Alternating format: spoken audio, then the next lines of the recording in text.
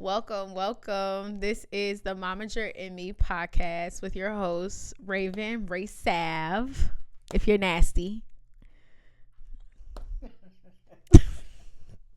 And Momager Michelle.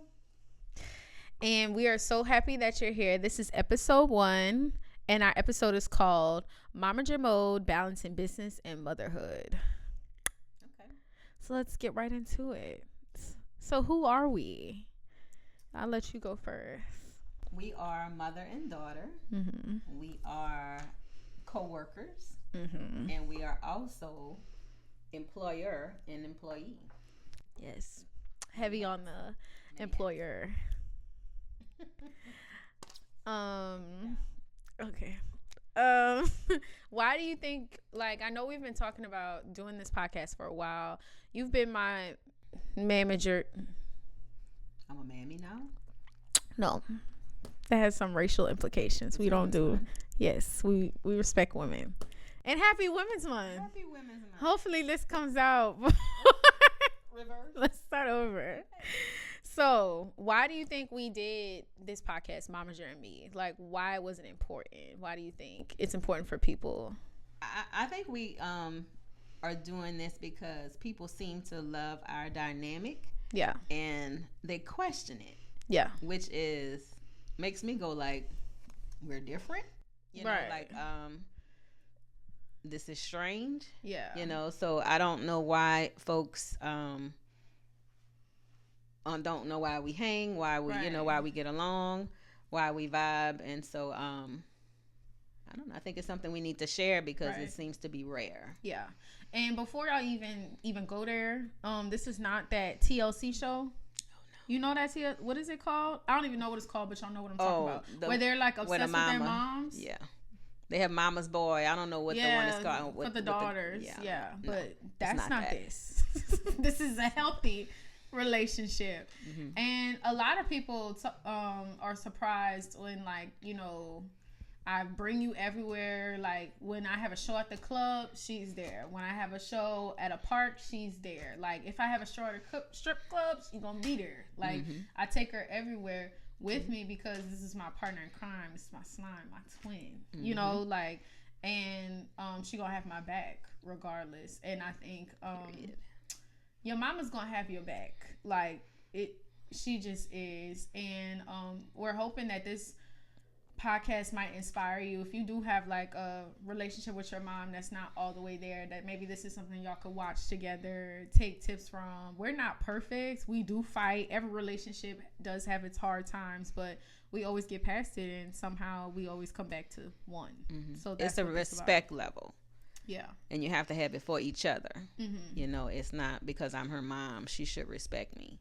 It's because we're humans and we're kind and compassionate, and you should lead with respect and kindness and love. Yes. In every relationship. Period. And heavy on that, I feel like a lot of moms, especially from your generation, I feel like with my generation, there's a lot of butting heads is because you've always been the mom to be no, and this is why. You know, it's never been, it's always been an explanation. Even if the explanation is just because I think that's what's best. Y'all be wanting respect and be disrespectful. Yeah, you can't. You know, well, let me go even worse. Okay. My generation was do as I say, not as I do. You know, my mama was smoking with me. You know what I'm saying? When she was pregnant with me, that type of stuff. So. But we couldn't do that. We were allowed to be outside. We would send us to the bar room to go get the cigarettes and everything else. But we couldn't smoke. We couldn't drink. We couldn't do whatever. So do as I say, not as I do. Yeah. I didn't want to be that kind of mom. Yeah. You know, I try to lead by example. Right. So that's why when I gave a definitive, this is what's happening and this is why. Yeah. So like she said before, she's my mom, my business partner, my manager, and my stylist, all these things into one. What do you feel like is the hardest part about managing styling and working with your own child? Even though I'm perfect and, she has no issues with me at all. I'm just so easy. And who's she talking? That was for me? Yeah, that was for you. Oh. Okay. The hardest. I know it's so hard to come up with something because I'm just. No, I'm just trying to really figure out which one of those is the hardest one. Is it rain? Because that lie you just told was extreme. Girl, boo. But anyway, I think that mom, I guess, is gonna have to be the hardest because that's my assignment. Mm-hmm. And so I have to be really, really thinking about the decisions that I make as your mom, because that's building you to be the woman that you are, your character, the mom that you're gonna be, and all of that type of stuff. So I think that one is the toughest. Okay. And what about the managing and styling part? Is that easy for you? When you're picking out clothes and when like say there's an event and it's upscale and I want to show a little skin, or a little bit of that. That's not hard for you, or are you here for it? It's hard for me to style Raven. It's not hard for me to style Ray Sav, and just they are two different people. Completely. Just like today when we were gonna dress or whatever, I know what I'm gonna wear. My persona doesn't change. Michelle is Michelle. Momager is Momager. What's my name? Sugar Lowdown is my street name. Yeah, Sugar Lowdown is her street dresses name. Just like Michelle does, but Raven does not dress anything like Ray Sav. So it's easy to style Ray Sav. Yeah. Because Ray Sav kind of dressed like Michelle, to be honest. Yeah, super fly. Raven does not. Raven is not. I dress for comfort. Fly. When I'm not working, which is when I'm in Ray Sav, the stuff that she be having me be in, it's not always the most comfortable, but it's always fly. I will say that. So how do you feel like you balance being supportive as a mom versus like making decisions, as a stylist or a manager? I always give you my point of view. And then for Ray Sav, again, Ray Sav is my boss. So Ray Sav will take what I have given her in consideration and then make the best decision for the brand and for the company. Yeah. Just now, I had this fur jacket that I wanted to put on for the podcast, and she was like, But you brought the fur jacket. That's for a photo shoot. We're sitting indoors. The fur jacket is fly, y'all. Hopefully it'll make an appearance. Yes. But yeah. Not for this. So do you think that trust and accountability like come into play like when we're being mom and Raven versus when we're like stylist and Ray Sav or manager and Ray Sav? Like, yeah. How is that? 100%, because if you didn't trust me as a mom, you would never have even given me the opportunity to be your momager or your stylist. So, that's who you are, and that's what you bring to the table. And anybody who rolls with Savage Records, it's gonna have to have that. Facts, trust and accountability. Like it's very important, and especially because as a family, but also working together too. I know that like when she go talk to somebody, she not gonna talk to them crazy. Or like anytime my mom has ever encountered somebody that I've worked with, or professional or in personal, you've always left a good impression, or like, oh, your mom's so sweet, like da da da, she was so nice, like blah blah blah. Like I remember we were leaving a conference and she was talking to this girl, and the girl left crying in like a good cry, in like a good way, like she just touched her heart in such a way. And I'm just like, you just have that effect on people, and I feel like that's trust and accountability, because there's some people that I do trust and I do think I can depend on them, but I wouldn't take them everywhere I go. I'm not saying your mama needs to be your manager, because some of y'all mamas need to just stay far away from your business as possible. Some of y'all mamas gonna have y'all either the police looking for you or the IRS looking for you. No, somebody's gonna be looking for you, right?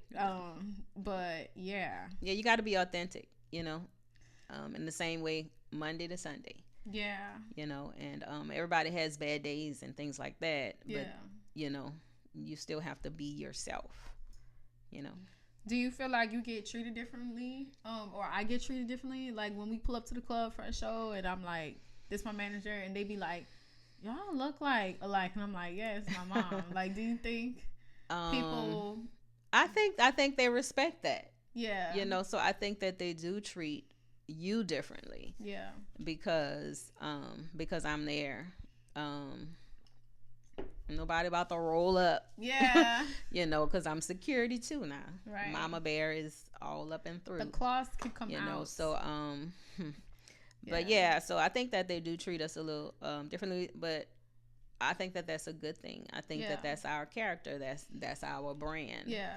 And so yeah. Like when I talk to other female rappers and they're like, or even other female entrepreneurs, they'll be like, you know, when I was at this show, you know, somebody was getting a little too blase blah with me, or when I was at the studio, you know, someone made me feel. That has not happened to me, and I feel like, and it's not because, you know, that couldn't have happened, but I feel like that's because my mom be with me. Like, we gotta stop, even though men have to change too, because I'm not saying like, oh, you gotta you know, wear overalls and a hoodie to, you know, not have somebody like be all up on you. That's not what I'm saying. Men need to change too, but I will say that as women, we have to set us up for success, and just have an accountability partner be with you in the studio, be with you at the club. Because I'm not saying don't stop working and don't stop chasing that bag, but I'm saying be smart. Don't go anywhere by yourself. Right. And your friend having your location is not enough, because I feel like when people see me, they'll be like, they'll like be looking at me, you know, I may look a certain way, because the race tab look like, she's cute, honey, like she serves breakfast, lunch, and dinner, you know, but then when I open my mouth, people are like, oh, right. Like, she's kind of nice. The bars is mean, but I'm actually pretty kind. Yes. And then it just adds another layer when I have my mom, who's also a smart, intelligent woman. You know, like, we come business. We don't come to play. And it's also for my security as well. Yeah. And we treat people well. Yeah. You know, and people are always going to remember how you made them feel and how you treated them. Mm-hmm. And that's how you get invited back. Yeah. Exactly. And you get the extras without asking for the extras. Yeah, exactly. You know? And anytime I do go to an event or something for work and my mom's not with me, people be like, where your mom at? She good? Like, da, da, da, da, da. Like, it's never, people always ask about you and like what you have going on, or why you're not there. And it's like, yo, I'm 24. I could go places without my mama. Or I let her out sometimes. 9 times out of 10 is because you be busy. You be having your own lives. And that goes back to the first point. Yes, we spend a lot of time together because we're co-workers, we're business partners. She's my mother, but also we have separate lives and separate friend groups and different things that we're interested in. Even though her friends want to be my friend. They do. And always want to be where I am. Your friends love me. I love hanging out with my aunties because I don't have to pay for nothing. They just always paying for stuff. I love that. They're going to stop that. No, they're not. Why would they stop it? Shout out. You have a job. Okay. That doesn't mean you can't trick. Having a job has never stopped a trick. Okay. So we tricking now. Yes. Y'all are my first tricks. That's why I never had to go out looking for men, because my mama and my aunties trick. Okay. Pockets is deep. The aunties are listening. Thank you for your service. Back to this. How do you feel like you helped me stay authentic? Prayer. Lots of it. Yes. Covering, you know. Yeah. This is a praying mama. I had a praying godmother. Sing, girl. But yeah, I definitely think God keeps me grounded, keeps me being authentic. Because you have to be. There's such a saturation of music and just people, and in any field that you're in, you know, there's always going to be someone else on the same scale doing what you're trying to do. But no one can take what's in you. You know, you could rob me, you could take my jewelry, you could take everything, but as long as you don't take my life, you can't take, you know, what I got going on. And you can't take my joy. Yeah. Can't take my joy. Clock that. Word. What's been your favorite look by me so far? I have a few, but what's yours? Because I feel like ours is not going to be the same. I have a few, but one has yet to be seen, which is my favorite look. But the one that has been seen was all black when we were with what was the one we did in the French Quarter, and you were in all black. I've had so many shows, y'all. Like it was the first one with Hot Sizzle. Oh, it wasn't all black then, because I had on neon pants with Hot Sizzle. That's correct. That one. That was my favorite. That was for a Cruel Summer show. Yes, that's been seen. 2004. Now, the one that hasn't been seen. 2004, I was 4 years old. Anyway, go ahead. See why I have to be around? The one that hasn't been seen is in the next video. The red. Okay, that one was good too. That's my favorite. That's hot. Catfish is coming out March 26th. Look for that red outfit. That look Ooh, is good. Fire. Okay. Who styled that? You did. She styles all my looks. Like literally from when I first became a rapper, my first video Bounce, to like here Catfish, like all the looks in between, whether it's a conference, whether it's a panel, whether it's a show, like wherever I'm at, like it was laid on my bed the night before. A Suge Lowdown production. Period. Did you think growing up I'd want to pursue music industry or be a rapper? Absolutely not. Because you were not the artistic one. Yeah, my sister was. Bianca was always the artistic one. So I would have thought that Bianca would do something, maybe not music, but definitely something to do with art. And she did do that for a while. She did paintings and stuff. She was selling her paintings. Such a great painter. No. So what did you think I was going to be? A lawyer. Okay. And where are you headed off to in August? Law school. Entertainment law, though. I'm still in this music business. Still in the music business bag. But congratulations, Raven. Thank you. Period. Yes. So you really always thought I'd be a lawyer? Don't you remember I always said that? I always said when why you thought I was gonna be a lawyer? Because I like to argue. You debate and you keep your cool. You don't get heated. Like your voice is not gonna raise. It's not gonna elevate.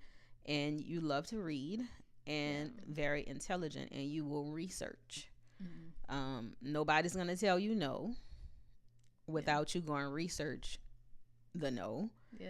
And I'll bring that back to God and Bible, because the first scripture I taught my girls was, I can do all things through Christ who strengthens me. And so when they were little, if they said, I can't, don't come at me whining about you can't, because I'm like, excuse me? Right. What does the Bible say? Exactly. So don't tell me you can't. And so again, that's instilled in her. And you don't even think about those things when you're doing something, or when this is, that's why she does the things that she does. That's why she succeeded. That's why nobody's been able to tell her no. And not that she hasn't failed at some things, or things haven't been able to get done or accomplished, but she's going to find out why. Yeah. And she's going to go all the way until it gets done, or she sees that this is not the avenue to get it done. Let's try something else. Facts. I really do get that from you. Like when people on my journey to RaySav, to law school, like trying to become like a music executive, like running the record label and being, representing clients and all those things, like it was because I was just like, people have always tried to say like, that's impossible, that's never happened. Or, you know, why would you be the one to break that glass ceiling? Like, why would you be the one to accomplish that thing? And it's like, why not? Why not me? Like, and then the worst thing that can happen is it doesn't happen, but at least I can go lay my head at night and know that it didn't happen because it wasn't meant to be, not because I was lazy and not because I believed what people try to make you believe. Like, people that tell you can't do something is a reflection of what they feel like is possible. Yeah, people will put their fears on you. Right. It's a projection. But if you're a Bible reader and, like, if you truly believe in God, nothing is impossible without God. You know, with God. Nothing is impossible with God. So if God told me I could do it and my mama told me I could do it, then I'm just gonna let that go through my ear and out the other. There's so many things. Like, my movie would have never happened had I listened to people. Like, my stuff at school would have never happened had I listened to people. Like, this business would have never happened. Ray Sav would have never happened, because Ray Savas was leading me to law school and becoming a music attorney. And don't waste your time debating with somebody that tells you that you can't either. That's a waste of your time and your energy. Because I never needed other people to see my vision. As long as I saw my vision, I was good with that. As long as I could see the end of the road. And when people think small, they're not gonna see your vision. They're not. It's gonna sound crazy to them. It's gonna sound impossible to them. And that's how it's supposed to sound, because it's your vision. Stop waiting for people to affirm your vision, because they're not. Because it's not for them. And don't debate. We got one word, and they said it today in church. What's that one word? What was it? Sister Lisa's word. Okay. That's what it was. Okay. And that's it. And it's not even like you gotta cut off those people, because those people need to see when you come back on top. They need to see the glory, and they need to, maybe they'll check their disbelief in their life with their vision that God has given them to pursue them. So keep those people around. And just say okay. Stay tuned, because God is going to set a table before the presence of my enemies. Don't make me run. Do a shout. Okay. Period. Because what you're not finna do is tell me something that I know I can do. Yes. People telling me no has always been motivation for me. Oh, yes. Even as a child, like, if someone said, like, I was always like the chubby kid, but if someone said, oh, Raven can't outrun me, I don't even know if I can, but I'm about to strap on my tennis shoes. I'm about to double knot these things. Okay. And we're going to see the double knot. Who's the fastest. Like, almost delusion, to the point where I was like, for real. Like, I would be knowing in my head, like, this not finna work out. But what's not finna happen is you're not going to tell me what I can't do. You're not going to tell me what I can't do. That's just a trigger for me. It is. Because you've never given me that. Like, the spirit of fear has never been in me. Excellence is in you. Thanks, Mom. You're welcome. So, what piece of advice do you have to other duos, like other momager duos, other duos that work together, you know, co-workers, or just anything like that? Just be honest. Be authentic, like we keep saying, and don't be a yes person. I'm not gonna say a yes woman, because we might have guys watching, you know, because I don't agree with everything that Raven says. No. And I'm gonna tell her when I disagree. Yes. But that's what a healthy debate, just like I said, she likes to debate, you know, a healthy conversation. If everybody's just agreeing, that's boring. Yeah. You know, so that's why you have different people that have a different seat at the table to do something different, because they bring a different dynamic, a different idea that you may not have thought of, you know, to the table. So be honest. Yeah. Don't get so offended. You know, people live in a spirit of offense, and that is a killer. You know, you can't take things personally. You have to a grain of salt, like they say, with everything, you know, and pray about things. Yeah. And discernment is key too. Yeah. But just be authentic, be honest, be open, communicate. be overly communicative at times, because the more you know, the more you grow. Yeah.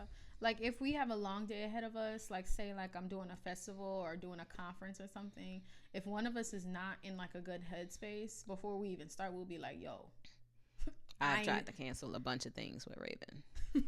A bunch of things. I'm like, no, today is not the day. We're not doing it. If y'all saw the Crown video, oh my God, that should not have happened. Yeah, I know. I was so that close day to canceling that music shoot because I was going through some personal things, and she was just like, "Are we doing it or not?" She was like, "You got all these people depending on you. Everybody's ready. Everybody is excited, but we can't do the shoot without you. So what we doing? Shake it off or shut it down." Yeah, exact words. And that's when we're talking about the spirit of offense, because especially because you're my manager and styling. So like there'll be times when I'll be rehearsing something for a show, and my mama, and she'll be like, "Do it full out," and I'll do it full out, and she'd be like, "This part was that good. was full out. That was bad." When is the full out coming? That's crazy. Anyway, but that's what I'm talking about. See, like, and that's why I have the spirit of excellency in me, because that's from a child. When I used to have to run lines with, oh my God, or like for a play or recite something, recite words. No, sight words. Oh yeah, she hated it. I hated that because she would just have to keep over and over all these words and stuff, all the way from home to school, repeating those sight words. And it's because it's constant critique. Because it's like, that's wrong, that's wrong, that's wrong, that's wrong. And then that's going to happen about 30 times until you get it right. Ding. But that's what excellency is. It's like, I didn't wake up perfect, but you strive to be. Exactly. You know, and we never going to get there. Right. And we don't want to get there. Right. You know, I don't want to be perfect. Yeah. But I do want to be the best that I can be. Right. And Raven struggles with not being perfect. Yes. She is her worst critic. She is self-sabotaging. And she needs to work on that. Is that on your card? What I need to work on? You should have had that as a question. She needs to work on that. Thank you for that. I received that. And thank you for putting all my business on episode 1. So come back for episode 2 for the rest of my skeletons, apparently, because she's airing the bone carrier. Yeah, she got all of them, obviously. Well, that's honest. And you need to work on keeping secrets. I keep secrets because that wasn't on the card, baby. I gave her her questions a week in advance, and she's just looking at them today. This is off the dome. It is authentic. Okay, we was just talking about practice makes perfect, and she ain't practicing. We gonna keep it real. You don't practice this. Okay. I don't need to practice being me. You need to practice. I need to practice. Okay. Sips. Okay, y'all. Anyway, thank you so much for joining. Do you have anything else, Mom? Any other things you'd like to expose or things I need to work on? I'll think about it. I'm gonna have a list next time. Okay, bring your list next time. But we love y'all. We're praying for y'all, and we're so excited. This is episode 1. Come back for episode 2 next month. Yay! Momager and Me podcast. Bye. Bye.